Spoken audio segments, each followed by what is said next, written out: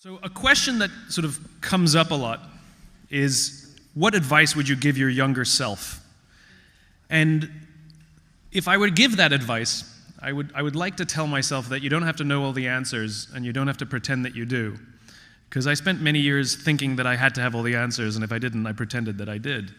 And it wasn't until that valuable lesson that I learned later in life did it change the course of my life. And so I thought what I would do today is just share a few stories, a few things that I've learned along the way, some of them big ideas, some of them small, that have helped mold my perspective on the world, and hopefully it'll give you something to take away as you go on to your next challenge.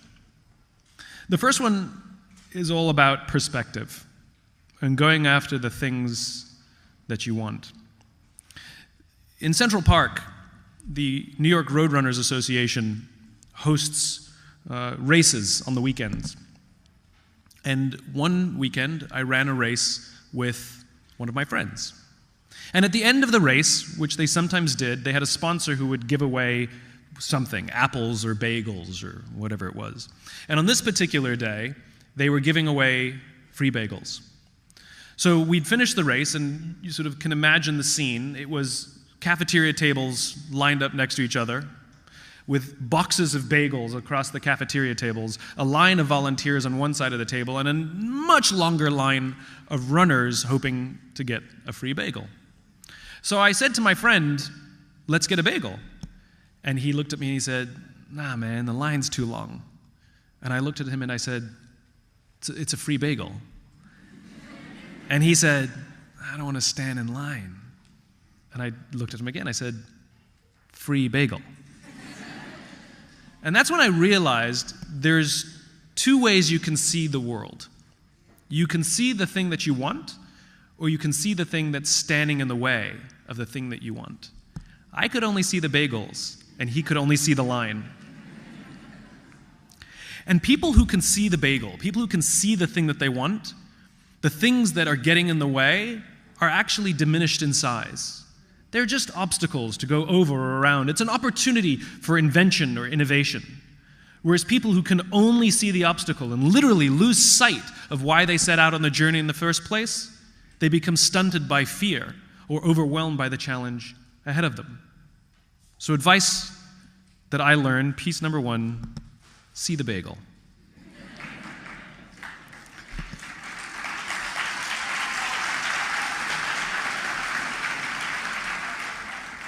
So a few years ago, I was watching on TV the London Olympics.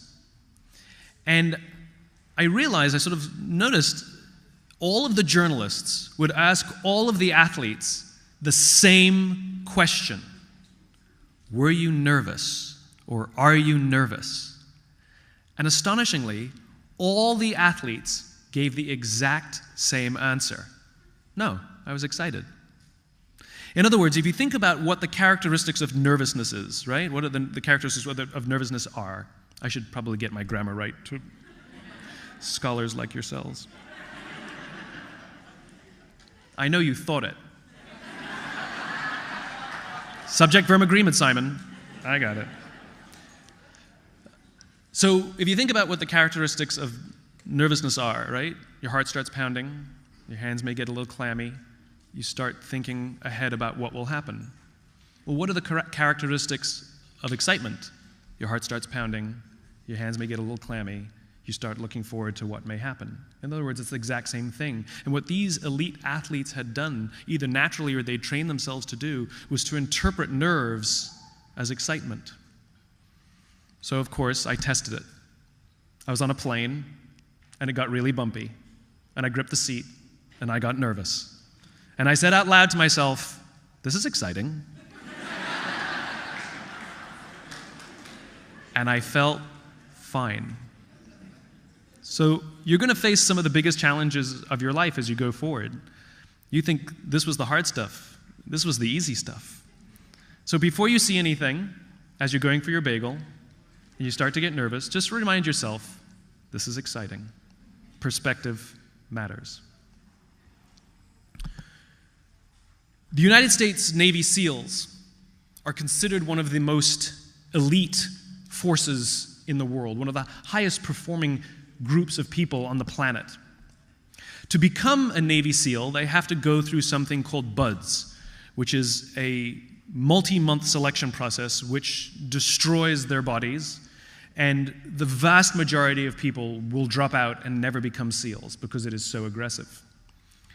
A former SEAL was asked, what kind of person makes it through BUDS? And the SEAL responded, I can't tell you the kind of people that make it through, but I can tell you the kind of people that don't make it through. He said, the preening leaders who like to delegate everything, none of those guys make it through. He said, the star college athletes who've never really been tested to the core of their being, none of those guys make it through. He said, the guys that show up with bulging muscles covered in tattoos who want to show everybody how tough they are, none of those guys make it through. He said, some of the guys who become SEALs are skinny and scrawny. He said, some of the guys who become SEALs, you will actually see them shivering out of fear. He said, but there's one thing they all have in common. He said, when they're emotionally exhausted, when they're physically exhausted, when they have absolutely nothing left to give, every single one of them is able to dig down deep inside of themselves to find the energy to help the guy next to them. Those are the guys that become SEALs. In other words, the highest performing teams on the planet, they're not the strongest, they're not the smartest, they're not the fastest. The highest performing teams on the planet are the ones who give to each other selflessly. They commit themselves to taking care of each other. And this is what makes a great team. Never forget, you are here because someone took care of you, and you have a responsibility to take care of others. This is what makes you great. This is the core of leadership.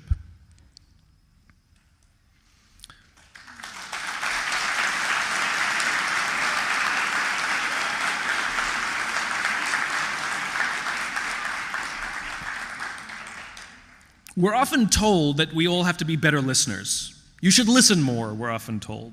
But the problem is, as human beings, we communicate. And communication involves both listening and speaking. So simply telling people to be a better listener is actually not very helpful advice. Nelson Mandela is regarded as one of the world's great leaders. And the reason Nelson Mandela is a very important case study is because he is universally regarded as a great leader. No matter what country you go to in the world, people will acknowledge his leadership ability. Other leaders, depending on the nations you go to, it changes. But Nelson Mandela is universally regarded as a great leader, which is why he's an important case. And a journalist once asked him, how did you become a great leader?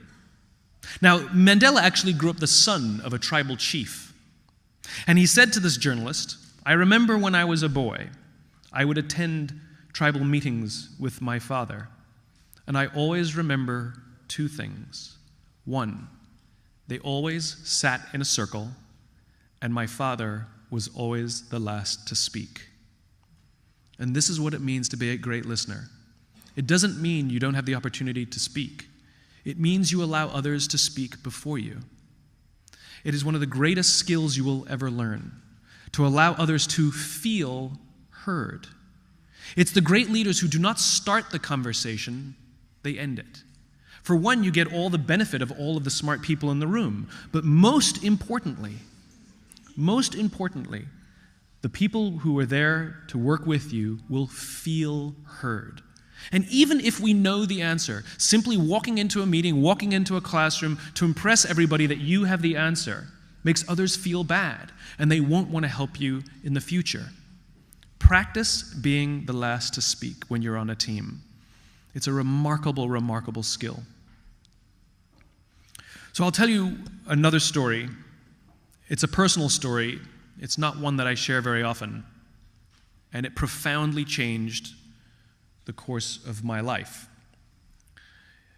In August of 2011, I had the opportunity to visit Afghanistan with the United States Air Force. I had done some work with the mobility forces. These are the people that fly the tankers and the cargo planes and Air Force One, all the big planes. And the general said to me, "Simon, you've gotten to know us quite well. It would mean a lot to me if you would go to either Iraq or Afghanistan to see our men and women perform their mission. Would you be willing to go?" So I said yes. They picked Afghanistan. Now, I didn't tell my parents where I was going because I didn't want them to worry. I told them I was going away with the Air Force, true. I told them I was going to be out of touch for a while because I was going to be on a lot of planes, true. I told them I was going to Germany, true. I just didn't tell them from Germany I was going to Afghanistan. And I had no responsibility. I was simply going as an observer. I had 2 officers who were assigned to be my escorts, and we met basically for the first time at Penn Station in Philadelphia, where we drove to Dover Air Force Base, where we would leave for Germany. We took a big C-5 cargo plane. In Germany, we changed planes, and we got on a KC-135 tanker built in 1956. I was on a plane built in 1956, where we flew to Bagram. We landed in the middle of the night. We touched down, and the big door on the side of the plane had opened, but we hadn't gotten off the plane yet. We'd been on the ground for maybe 10 minutes, and the base came under rocket attack. 3 rockets hit 100 yards off our nose. This is how my trip began. Now, if you've ever been in a war zone, for those of you in the room who've ever been in a war zone, you know this. You have all the feelings you're supposed to have, you just don't have them at the right times. Weirdly, I was incredibly relaxed, and maybe that's because the people I was with were incredibly relaxed and I felt safe. The panic came later. We're eventually given the all clear, and we went to our housing. Now, the purpose of being in Afghanistan, we were going to be in the country for up to 30 hours, and the goal was to witness an airdrop mission. They're not regularly scheduled, so we had to find out if there was one as soon as we got there, and it turns out there was one first thing in the morning. So we got about 2.5 hours, 3 hours of sleep, and we went and got on this airdrop mission, which was incredible. We sat in the back of a C-17. We flew about an hour and a half, 2 hours out to the middle of nowhere, Afghanistan. The plane dropped down to about 2,000 feet. The back door opened, and we sat there and watched as cargo flew out the back so we could resupply an Army forward operating base. It was an amazing, amazing experience. We then flew back to Bagram, and the goal was to come back home. There's no regularly scheduled flight, so we have to sort of find out what flights we can get on, and it's always up to the discretion of the pilots. We found a flight that was leaving shortly after we got back, and so we asked the pilots, and they said, absolutely, we can join their flight. And we waited and waited and waited and waited and waited and waited. And eventually, we got on the plane. We were all strapped in, literally 5 minutes from leaving. And the pilot walked up to us and said, "I'm sorry, we need to bump you guys. We need to make more room for stretchers." It was carrying wounded warriors out of theater, and they needed our space. If there's ever a good reason to get bumped off a plane, this was it. So we got off the plane, and we went to look for another flight. And that's when we found out there were no other flights until Tuesday, and this was only Saturday. I was going to get stuck in Afghanistan for at least 4 days, maybe longer, because we don't know what we're going to get on Tuesday, and I have no way of telling my parents. They're not going to hear from me on the date that I told them that I would get home. Immediately, every fiber of my being sank.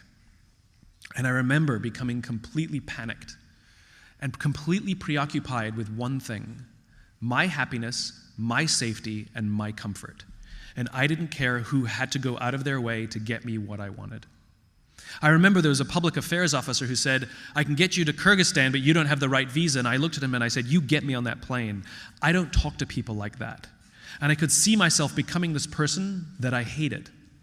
Some of us in the room have worked for somebody in our careers who wants the next promotion, and they don't care that they have to turn our lives upside down so they can get what they want. I was becoming that person. We went back to our housing, and I lay down on the bed and closed my eyes. My mind was racing. I was convinced that there would be another rocket attack on the base. I was convinced that I was going to get hit. I was convinced that my parents were going to find out that I was in Afghanistan when an Air Force officer knocks on the door. I was convinced. Paranoia, fear, everything that you can imagine swept over me. One of the officers that I was traveling with said, "I'm going to see if I can get us on another flight," and he left the room. The other officer, thinking I was asleep just because my eyes were closed, said, "Well, I'm going to go to the gym then," and he walked out and turned off the lights for me. I couldn't sleep. My mind was racing. All I wanted to do was get out of there. I regretted saying yes. I regretted being there. I didn't want to be there. I'm in the purpose business. I write and talk about this sense of why and sense of purpose in our lives. So I started to remind myself, Simon, you need a purpose. You don't have a purpose. You need a purpose. So I started inventing one. You're here to tell their story. It worked for like a few minutes, and then I would slide back into my fear and panic again. And I realized what was happening to me is I was living the equivalent of an unfulfilled life compressed into 24 hours. I had an amazing day. I got to see something that most people will never get to see in their entire lives, except I didn't want to wake up and do it again the next day. And I think many of us do the same thing. We confuse moments of happiness with joy and fulfillment. We confuse winning a piece of business, getting a promotion, getting an award, getting recognition, doing well on a test with actual deep fulfillment. Those experiences are wonderful, but happiness is fleeting. There's not a single person in this room, absolutely zero, who's walking around with an amazing sense of accomplishment for that test that you aced a year ago. That feeling is gone. Fulfillment is something entirely different. It's something you carry with you on a daily basis, whether you're enjoying the day or not. It's like loving your family. You may not like your family every day, but you love your family every day. One is fleeting, the other is lasting.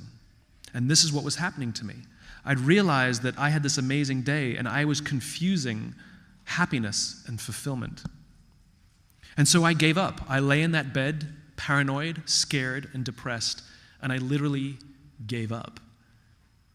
I decided that if I was going to get stuck here, I might as well make myself useful. And so I decided I was going to volunteer. I would speak anywhere they wanted me to speak. I would carry boxes and sweep floors. All I wanted to do was serve some of those amazing people that I'd met on this trip. I wanted to serve those who served others. And instantly, this incredible calm came over me. I was even excited. This is what fulfillment means. It's not the fleeting joys that we may experience. It's not the accomplishments that we achieve. It's the opportunity to serve those who serve others. And upon making this realization, I had nothing but joy and calm and excitement and peace. It was like a movie. The timing was uncanny. Upon making this amazing realization, the door flung open, and it was Major Throckmorton. He said, "I got us on a flight that's been redirected, but we have to go now. We have to go now. If we don't leave now, they're going to leave without us. Where's Matt?" I said, "He's at the gym." So we ran to the gym. We got him off the treadmill. And we ran back. No time to shower. He put his uniform back on. We grabbed all our stuff, and we ran out to the flight line. When we got out to the flight line, we could see the plane we were going to take home. Big C-17, it was sitting right out there on the tarmac. And as soon as we got there, a security cordon came down, and they wouldn't let us out to the plane. Because somewhere else on base, they were having a fallen soldier ceremony. And out of respect, when they have the fallen soldier ceremony, everything stops. And so we sat on the curb and waited. And I told the guys what I had gone through in the bed just moments ago. And I cried like a baby. And this is one of the things a lot of people don't realize about the military. Crying is just fine. Those guys kept me safe, not just physically. They made me feel safe. And I felt totally comfortable telling them what I was going through and how I felt. Eventually, the security cordon came up, and they let us out to the plane. We would be the only 3 passengers aboard this plane other than the crew. What I didn't tell you is the reason the flight was redirected is because we would be carrying home the fallen soldier for whom they just had the ceremony. The Army brought the flag-draped casket on board. All the Air Force crew stood in a line at perfect attention. I'm a civilian. I put my hand on my heart. I felt kind of stupid, so I stood at attention with the Air Force crew as the Army laid the casket in the middle of the aircraft. They all did a very slow 8-count salute. They marched off the plane, and we watched them hugging and crying as they walked away. The crew got to work strapping this precious cargo down. We then had a 9.5-hour overnight flight back to Germany, where I slept right next to this casket. On every other plane I went on, we talked, we joked. Barely a word was spoken in nearly 10 hours. On every other flight, I visited the cockpit and hung out with the crew. I didn't visit the cockpit once. And I will tell you, it was one of the greatest honors of my life. Having just gone through this incredibly strange experience on the ground, I had the honor of bringing home somebody who understands service much deeper than I will ever understand it. Serve those who serve others, and you will live a life of joy and fulfillment. I'll tell you one more story.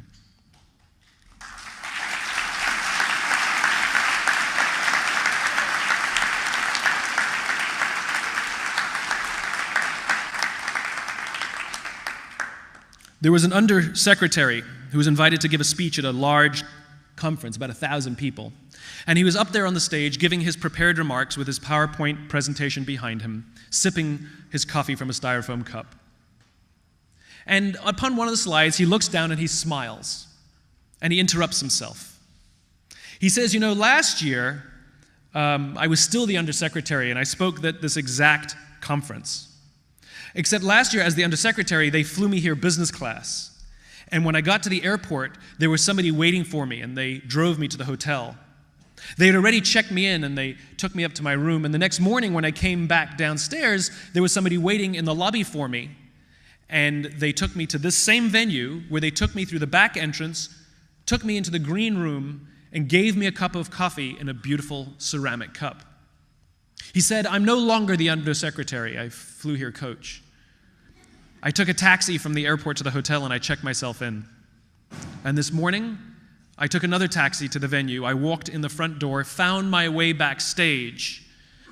And when I asked somebody backstage, 'Do you have any coffee?' he pointed to the coffee machine in the corner, and I poured myself a cup of coffee into this here styrofoam cup. He said, the lesson is the ceramic cup was never meant for me. It was meant for the position I held. I deserve a styrofoam cup." You've achieved great things graduating, and you're going to go on to achieve great things. And they will give you accolades, and they will give you awards, and they will give you ceramic cups. Never lose sight of the fact that we all, always deserve a styrofoam cup. Good luck to you all.